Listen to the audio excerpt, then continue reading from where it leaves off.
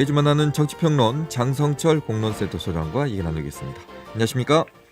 네, 안녕하세요. 네, 총선이 이제 60여일 앞으로 남았습니다. 예, 네. 여야가 이제 뭐 정책 그리고 뭐 프레임 대결 열을 올리고 있는데요. 일단은 한동훈 위원장 얘기부터 좀 해야 될 것 같습니다. 예, 네. 갑자기 운동권 얘기를 하면서 네. 정책 프레임을 할 거라고 생각했는데 운동권으로 돌아갔습니다. 네. 어떻게 생각하십니까? 그 프레임 전쟁이에요. 네. 지금 민주당에서는 윤석열 정권 심판하자 이렇게 프레임을 걸고 있잖아요. 네. 그것에 의해서 이번에 총선에서는 윤석열 정권 심판 그 구도가 지금 형성이 됐습니다. 네. 그 구도는요, 대통령에 대한 부정평가가 높기 때문에 국민의힘으로서는 불리할 수밖에 없어요. 그러면 선거 전략가들은 그러면 우리가 이 프레임을 극복하기 위해서는 무엇을 해야 될까? 민주당의 지금 국민적인 반감을 갖고 있는 것이 무엇일까라고 생각을 해보니까 586 운동권들 이 사람들이 한 20, 30년 동안 정치하면서 이제 기득권이 됐지. 자, 송영길 전 대표 봐봐. 운동권의 대부로서 결국에는 돈봉투 사건 이러한 부적절한 일들을 저지르잖아. 그러니까 이번에 운동권 청산, 586 청산을 내세우면 윤석열 정권의 심판 프레임을 좀 약화시킬 수가 있겠다라는 차원에서 운동권 586 청산 프레임을 들고 나온 것 같습니다. 민주당 내 예를 들어서 운동권이 몇 명이나 있습니까? 근데 저는 궁금해서 물어봅니다. 잘 모르겠어요. 그러니까 이게 운동권 청산, 586 청산 프레임이 네. 과연 이번 총선에서 국민들에게 설득력 있게 다가올 것이냐라고 봤을 때 네. 저는 조금 부족하다고 생각이 들어요. 네. 왜냐하면은 우리 지역에 586 운동권 후보가 민주당으로 출마를 안 하면 네. 어떻게 심판을 하죠? 그러니까요. 네, 그리고 민주당에서 지금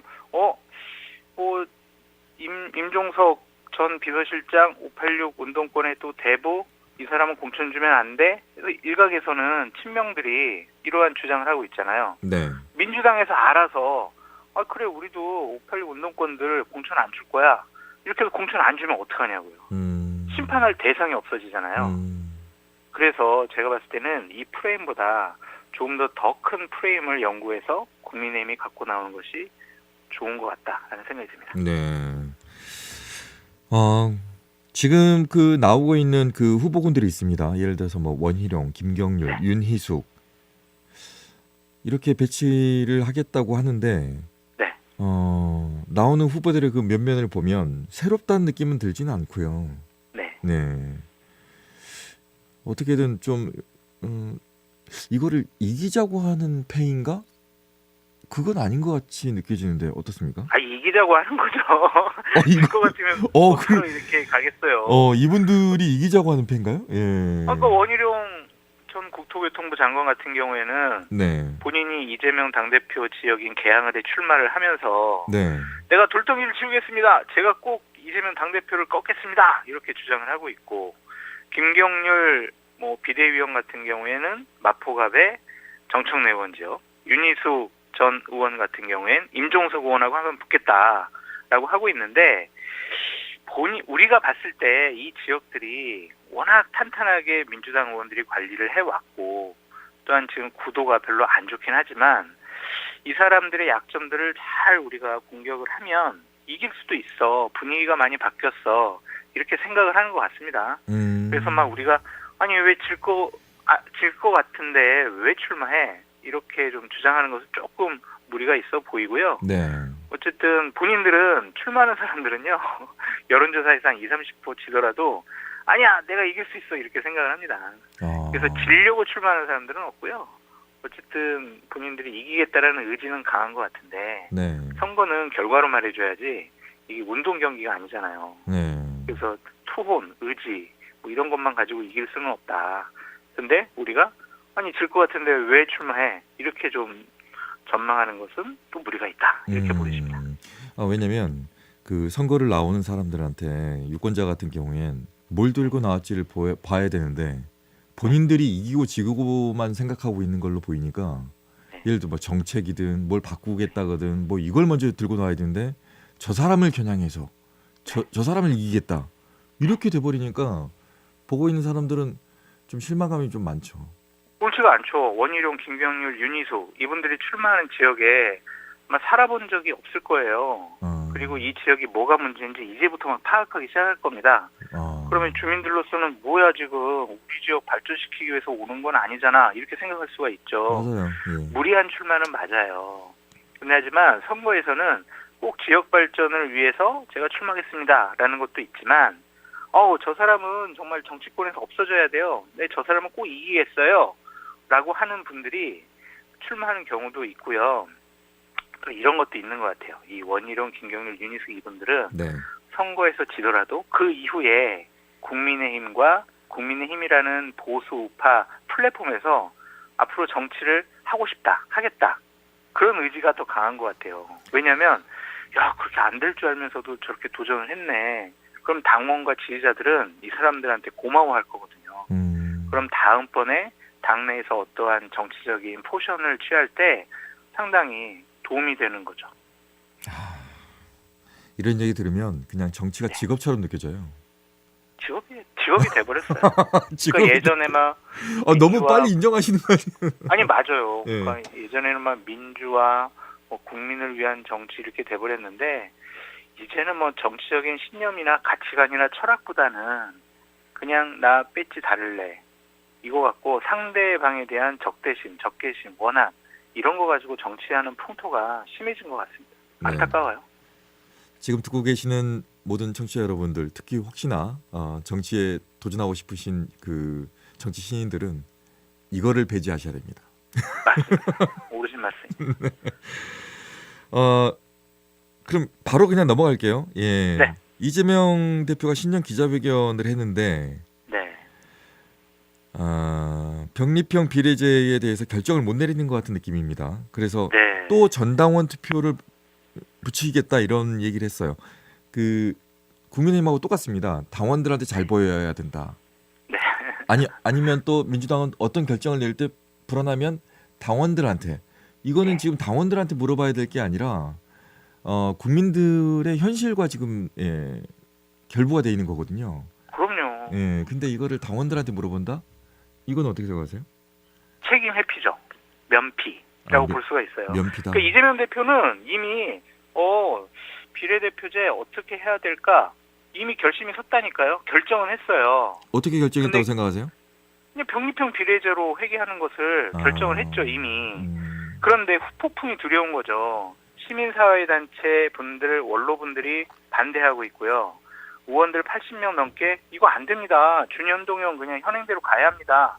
라고 주장을 하고 있는데 그것을 설득을 하거나 아니면은 눌러서 병립형 비례제로 회귀하기에는 상당히 부담감이 있으니 아니 제가 혼자 결정한 게 아니고요. 우리 민주당 당원들이 결정한 겁니다.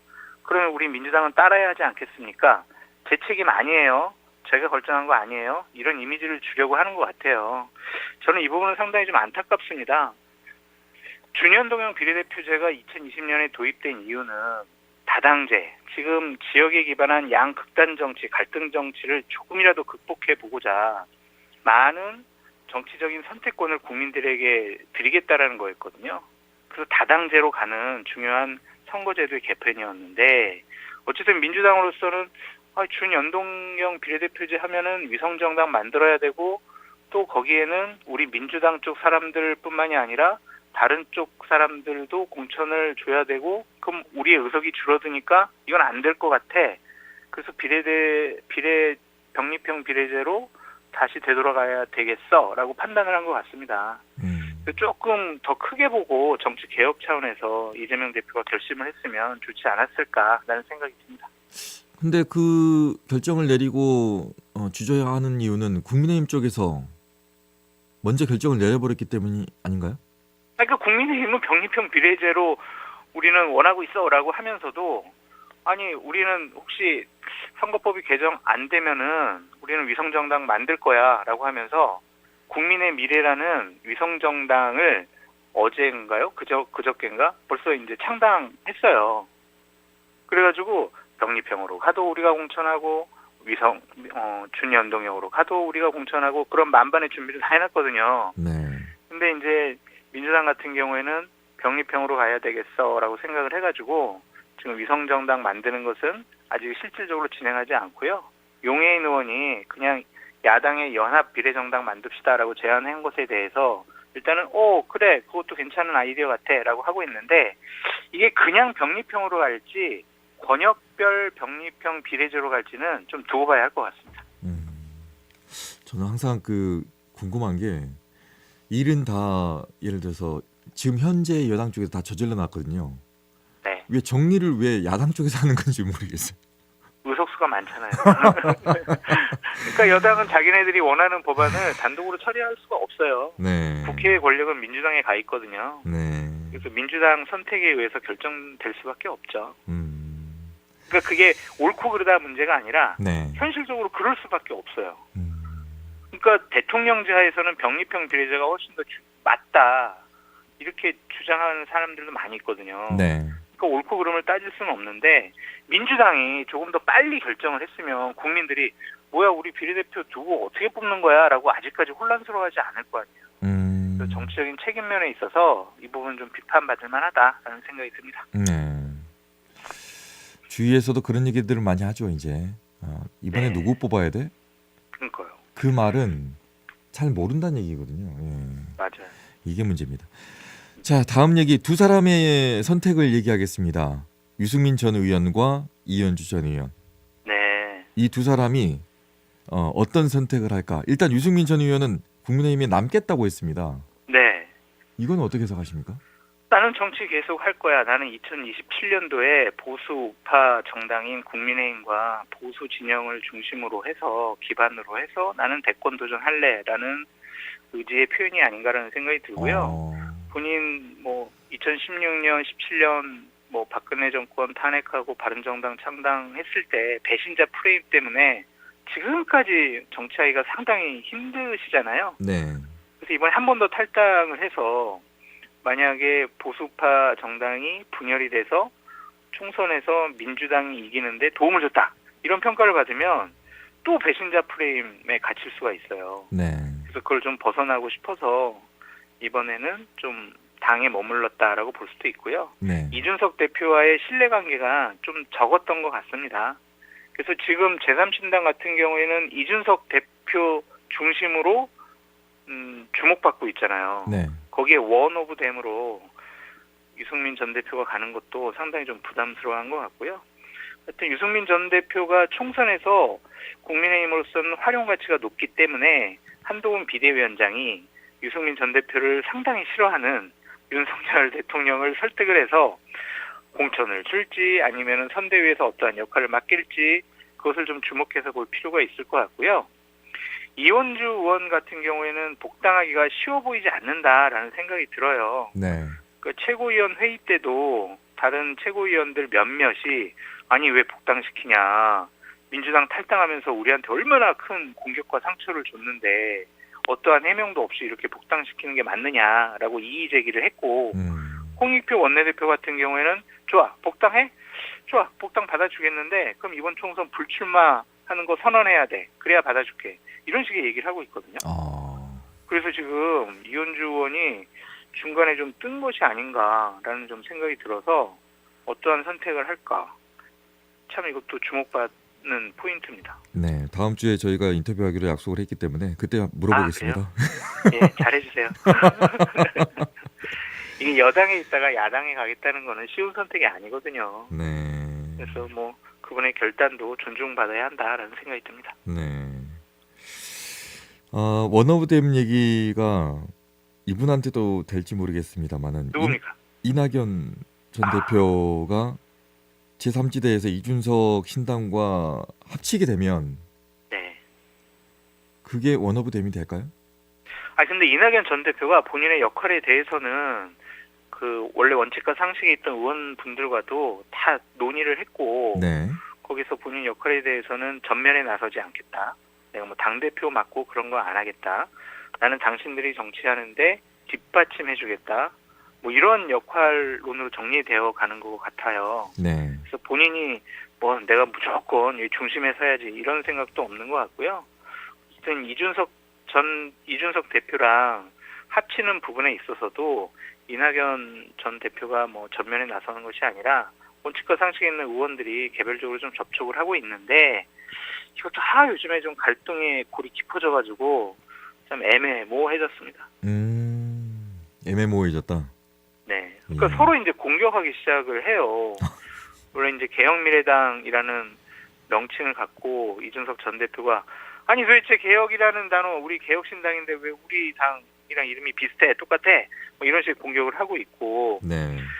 그 신경민 개혁미래당 공동대표가 이준석 대표에 대해서 이런 얘기를 했어요. 네. 이준석 대표 참 속에 불 지르는 소리가 생활화된 사람 같다.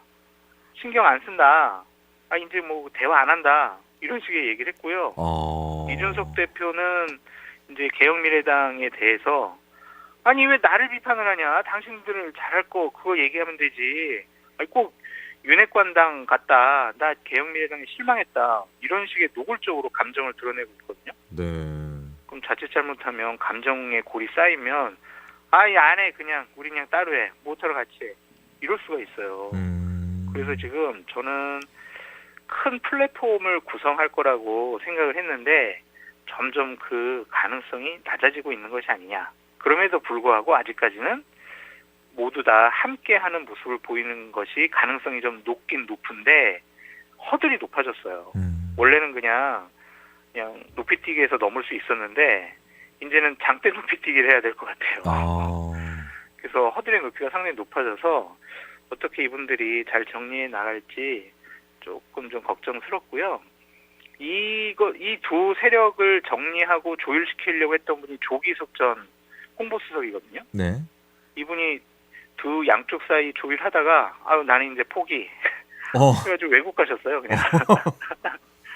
그래서 양측 간에 참 이게 대화가 좀 원만하게 되는 것 같지는 않습니다. 원만하지 않을 것 같다. 예.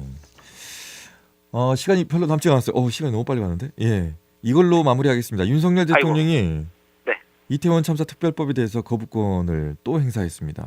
네. 지금 올라가는 거는 다 거부했습니다, 지금. 네. 예.